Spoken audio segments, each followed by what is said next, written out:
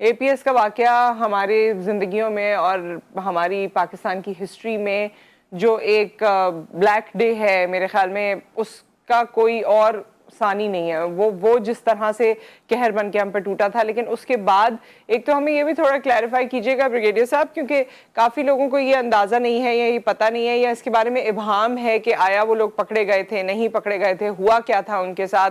थोड़ा सा मैं चाहती हूँ उस चीज़ को भी दोबारा रिवाइज करें और फिर ये भी बताएं कि उस वक्त से लेकर अब तक इस वाक़े के बाद हमारी क्या सोच रही है और क्या तब्दीलियां हम में आई हैं या आनी चाहिए।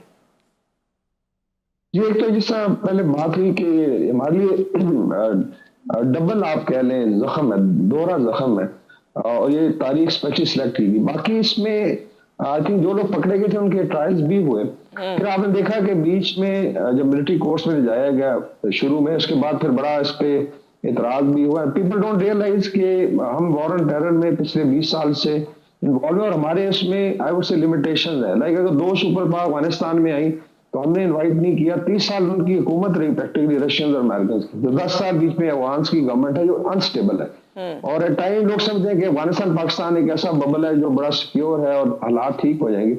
नहीं, हमें आई थिंक मैनेज करना पड़ेगा अभी भी रिपेट्रिएशन का issue. But coming to I think जो लॉफेयर है उसमें बहुत ज्यादा गुंजाइश है कि स्पेशली जो टेररिस्ट एंटिटीज हैं उनको प्रॉपर्ली ट्रायल करके करार वाकई सजा दी। कुछ लोग आई थिंक छोड़ भी दिए गए because of lack of evidence होगा या इनिशियल इन्वेस्टिगेशन, लेकिन by and large they were taken to task. लेकिन मेन चीज है कि आप लर्न क्या किया। लाइक उसके बाद नेक्टा को स्ट्रेंथन किया गया, लॉज लाए गए, लेकिन आपने देखा कि उसके सनसेट क्लॉज लग गई और फिर आहिस्ता आहिस्ता टेररिज्म ने सर उठाया है।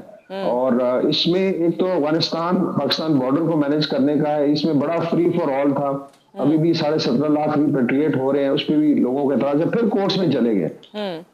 डिस्पाइट केस में 32 लाख लीगल तो इधर ही है, सिर्फ इलीगल को आप वापस भेज रहे हैं। लेकिन अनफॉर्चुनेटली इसमें वोट पॉलिटिक्स है। इसमें आई थिंक पिछली केपी गवर्नमेंट ने भी की वोट पॉलिटिक्स। टाइम लोगों को जाली शनाख्ती कार्ड बना के दे दिए, पासपोर्ट से आपने देखा 40,000 बंदा बाहर बैठ के पाकिस्तान को बदनाम। तो आई थिंक इसमें स्टेट को बेहतर मैयर्स लेने चाहिए और टेररिज्म पे दे शुड बी। फिर कैपेसिटी बिल्डिंग है कि पुलिस है, बाकी सिविल एजेंसीज हैं, ब्यूरोक्रेसी है, जिस भी टाटा के साथ रिले इंटीग्रेट हुए तो क्या वहां पे उस तरीके से गवर्नमेंट की रेट है। So there lot to learn और मेरे ख्याल में तो इसमें गुंजाइश ही नहीं होनी चाहिए as far as terrorism is concern. और स्टेट और लॉ एनफोर्समेंट और अवाम को मिलकर चलना। जो केपी ने बहुत कुर्बानियां दी हैं, आई टेल यू, डिस्प्लेसमेंट जो हुई मैसिव, लोगों ने घर तक छोड़े कि जी आप आके क्लीनिंग करें। तो there is lot to learn from that. बिल्कुल। एनीथिंग जो आप हमें वो बताना चाहें, जिस तरह आपने स्टेट लेवल पर जो चीज़ें हुई या जो कोताहियां भी हुई उसका भी जिक्र किया, लेकिन ओवरऑल जब हम अपनी आर्म्ड फोर्सेस में देखते हैं, since you are also representing them, so उनमें क्या इस वाक़े के बाद, एपीएस का वाक़या खुसूसी तौर पे जो है, उसके बाद किस तरह की सोच ने जन्म लिया, अगर ब्रीफली आप हमें बता सकें। जी, एक तो आई थिंक गवर्नमेंट लेवल पे आपको याद होगा इसमें पूरा एक रिस्पांस है। फिर नावर नेवर की पॉलिसी भी आई। इसमें वॉर ऑन टेरर में अप्स एंड डाउन जरूर आई, लेकिन आपने देखा उसके बाद फिर मेजर ऑपरेशंस हुए और उसमें काफी कामयाबी मिली। फिर उम्मीद थी कि अमेरिकन खिला के बाद शायद स्टेबल हो जाएगी। अनफॉर्चुनेटली अफगान सॉइल से terrorism as a tool of policy इस्तेमाल होता है और हमें मैनेज करना पड़ेगा। लेकिन मेनली अभी जिस तरह आपने देखा, अभी कुछ दिन पहले स्टेटमेंट आया in favour of let's say जो रिपेट्रिएशन के अगेंस्ट एक पॉलिटिकल पार्टी कह रही है। दे शुड रियलाइज कि अपना मुल्क पहले है। ईरान ने 12 लाख रिपेट्रिएट किए पिछले 2 साल और किसी ने चूं भी नहीं की है और हम इलीगल को वापस दे रहे हैं, अपने घरों को जा रहे हैं। आई डोंट नो इसमें खुदा न खास्ता इस्लामिक क्या है।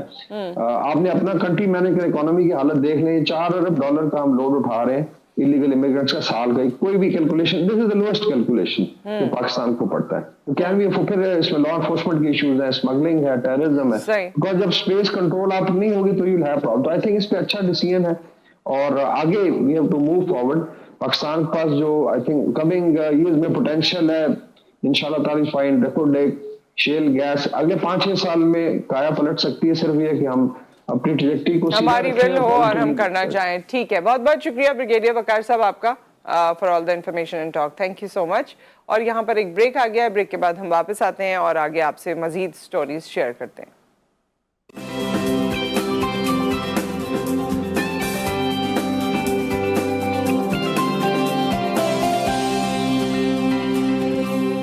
बाकी जो 1971 का आई थिंक इसमें जो उस वक्त के मौजूदी हालात थे उसको देखने की जरूरत है। एक तो ये था कि अगर इलेक्शन हो गए थे और ये जी डिक्लेयर किया था इवन बांग्लादेशियों ने बाद में जी सबसे फेयरेस्ट इलेक्शन थे। जी उसमें अगर आप मैंडेट देखें बड़ा क्लियर था। आई थिंक 167 अवामी लीग की सीट्स थी जी और शायद पीपल पार्टी के बाद 86 या समथिंग। तो इसका मतलब ऑलमोस्ट अब वेस्ट पाकिस्तान जो है उस वक्त उसमें रिप्रेजेंटेशन थी अवामी लीग की, लेकिन हमारी कोई रिप्रेजेंटेशन नहीं थी। तो एक तो मैंडेट का आई थिंक निगलेक्ट करना या उसको रिजेक्ट करना ये बहुत बड़ा आई थिंक रीजन बना। मैं खुद एक साल गुजारा एंड हैड वेरी गुड जी टाइम। जब हम लोग थे वहाँ कोर्स कर रहे थे मीरपुर ढाका में, तो हसीना वाजिद की ही गवर्नमेंट थी and we had very good. और अभी भी मेरी दोस्तियां हैं, कई लोग बड़े सीनियर अफसर बन के रिटायर भी हो गए, तो उनसे जी रब्ता रहता है। अच्छा, तो तो ये था कि जी आप दे रहे थे। हालात वहाँ और यहाँ, जिस तरह आपने कहा, अभी आपने बड़े अच्छे तरीके से ज़ाहिर है इसका हिस्टोरिकल एंड पॉलिटिकल बैकग्राउंड बताया। पॉलिटिकल गलतियां हम जब से पाकिस्तान का क़याम हुआ है हम करते रहे हैं और उसका खमियाजा भी भुगतते रहे हैं। हमें इससे लेसन क्या मिला है और क्या चीज़ ऐसी है जो इंतखाबात, क्योंकि आजकल भी इंतखाबात की ही फिजा है, तो जो चीज़ हमें समझनी चाहिए, लर्न करनी चाहिए और आगे के परेशानियों से बचना चाहिए? एग्जैक्टली एक तो ये है कि जो चूंकि हम एक फेडरेशन है basically of different units, despite के इस्लाम के नाम पे बना है, लेकिन फिर भी कौमियतों का एक तशख़्ख़ुस होता है। तो बांग्लादेश को एक तो रिकग्नाइज करना चाहिए था, चाहे उनकी लैंग्वेज थी, चाहे उनका लेट्स से पॉलिटिकल डिजायर थी। दो तीन बड़ी बेसिक डिमांड थी, लाइक रोटेटिंग कैपिटल हो जाएगा, 6 महीने ढाका में होगा, 6 महीने इस्लामाबाद में होगा।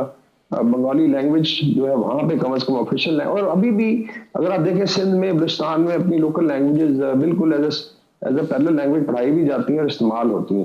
तो आई थिंक ये रियलाइजेशन बाद में शायद आई। दूसरा ये भी है कि स्टेट ने फिर कोशिश की कि इंटैक्ट रहे जो मिलिट्री ऑपरेशन है। उससे पहले जनरल साजद यकूब खान थे जो ईस्टर्न कमांड, उन्होंने बड़ी अच्छी एडवाइस की थी भुट्टो साहब को, जी एक तो आप होने दे असेंबली का इजलास पहले इधर, और अदरवाइज अगर गो इनटू मिलिट्री ऑपरेशन ये ब्रेकअप कर देगा। बिकॉज इंडिया तो तैयार बैठा था, लेकिन दो भाई जब लड़ पड़े बिकम्स वेरी वेरी डिफिकल्ट अवाम के साथ लड़ना। तो लेकिन आई थिंक इसमें ब्लंडर हुआ by military leadership, Yahya Khan. मैंने कभी भी उसको सपोर्ट नहीं किया। लेकिन I think main thing started, unfortunately Peoples Party इसको माइंड करती है भुट्टो साहब शुड हैव एक्सेप्टेड, और ये कंडीशन लगाना जी कुछ जाएगा मैं टांगे तोड़ दूंगा। I think this started. और इसमें एक और चीज है कि दोनों तरफ लॉस तो बहुत हो। इस वक्त आप जायजा लें, मैं वहां रहा तो बड़ी डिस्कशन होती थी कि in case let's say loose confederation भी होती तो कितना फायदा था in terms of power, economic power. अगर आप देखें अभी दोनों मिलके $2 ट्रिलियन की इकोनॉमी होती है, उसके बाद मिलिट्री पावर, आपकी ट्रेड होता। अभी भी बांग्लादेश में एक चीज जो आई थिंक बड़ी महसूस, वो स्पेस है। स्पेस नहीं है वहां पे। अगर आप देखें तो सिंध से कम रकबा है और आबादी तकरीबन 16-17 करोड़ है। लेकिन ब्रिगेडियर वकार, जैसे ड्राइंग रूम डिस्कशंस होती हैं उसमें लोग ये बात करते हैं कि they are doing better than us economically. हमारा भी जो मेजर हिस्सा है इंटरनेशनल मार्केट में वो काफी जी, दो तीन चीजों पर उन्होंने I think they have done very well economically. लेकिन आई वुड से कि जो गवर्नमेंट है उसने अपने आप को डेफिनेटली बेहतर की टैक्स कलेक्शन है, फिर आईटी, और दूसरा उनकी कॉटन की पहुंच। मजे की बात है no cotton which grows there, और मेनली पाकिस्तान से या चाइना से, मिस्र से इंपोर्ट करके फिर प्रोडक्ट्स बनाते हैं। कॉटन तो वहाँ होती नहीं है।